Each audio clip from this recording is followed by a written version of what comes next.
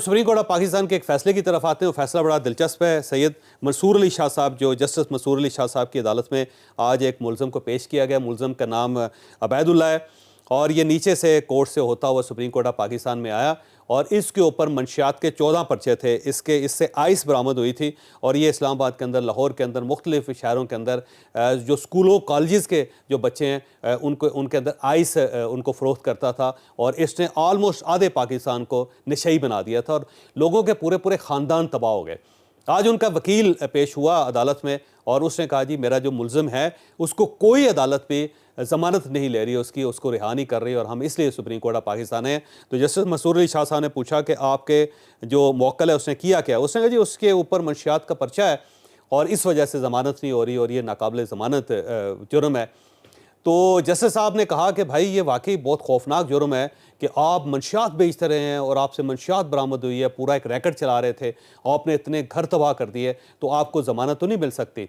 तो फिर वकील साहब ने कहा कि सर इमरान खान साहब जो हैं उनके ऊपर भी तो पर्चे हैं और उनको हर अदालत से बहुत रिलीफ मिला है और ऐसी ऐसी जगहों पर रिलीफ मिला है जहां पर रिलीफ नहीं हो सकता। तो आर्टिकल 25 के तहत मेरा मुलजिम हो या फिर इमरान खान साहब पाकिस्तान तहरीक इंसाफ का मुलजिम हो, दोनों बराबर हैं, दोनों के हकूक बराबर हैं, दोनों को एक साथ किस्म का सलूक होना चाहिए दोनों के साथ।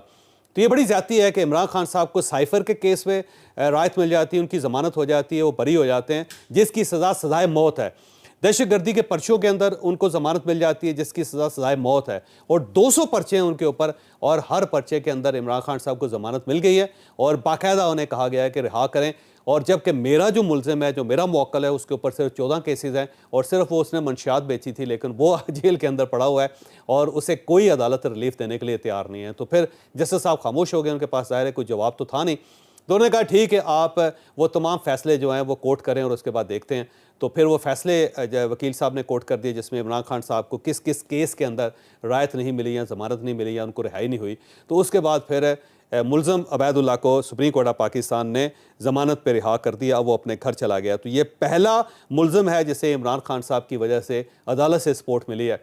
मेरा ख्याल है इस मुलज़म के बाद हर मुजरिम जो है वो इमरान खान साहब को कोर्ट करके अदालतों से रिलीफ देगा और अल्टीमेटली इसका यही नतीजा निकलना था। जब आप साइफ़र के केस के ऊपर भी मुलज़म के साथ रायत करेंगे, जब आप दहशतगर्दी के पर्चों में भी ज़मानत ले लेंगे, जब आप 9 मई के जो वाक़यात हैं उसके बाद भी आप रायत करेंगे किसी के साथ, तोशाखाने के केस के अंदर भी आप रिहा कर देंगे, इद्दत में निकाह के जुर्म को भी बहुत बड़ा जुर्म अगर अदालतें नहीं समझेंगी, तो फिर यही होगा। फिर हर किस्म का मुलज़म इमरान खान साहब को मिसाल बना के अदालतों से कहेगा कि जनाब ये जो आपका महबूब मुजरिम था या आपका महबूब मुलज़म था, उसको अगर आपने रायत दे दी तो हमारा क्या कसूर है, हम भी तो इसी पाकिस्तान के शहरी हैं। तो आर्टिकल 25 के तहत इमरान खान साहब के पास भी उतने ही हक़ हैं जितने हमारे हक़ हैं, तो साडा हक़ ऐथे रख। तो आज एक मुलज़म का हक़ जो है ऐथे रख दिया गया है और वो रिहा हो गया, ज़मानत पे सही लेकिन रिहा हो गया। तो आने वाले दिनों में मेरा ख्याल है बहुत सारे मुलज़मान इस फ़ैसले का फ़ायदा उठाएँगे और ये फ़ैसला बहुत सारे लोगों के गले में पड़ता हुआ नज़र आएगा।